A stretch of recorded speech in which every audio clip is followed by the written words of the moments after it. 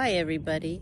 For the bloom of the day, we have from the onion family, the Allium giganteum. And here we have the white. And aren't they wonderful? They're spectacular in a grouping like this. The thing about these is they're like tulips. Eventually they fade away, and they'll be replaced with other perennials. That's their growth habit. But for now they are in vogue, and aren't they just wonderful?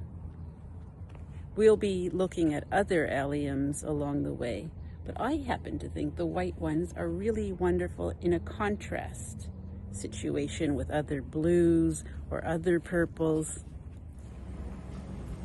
And here are the purple sensation alliums.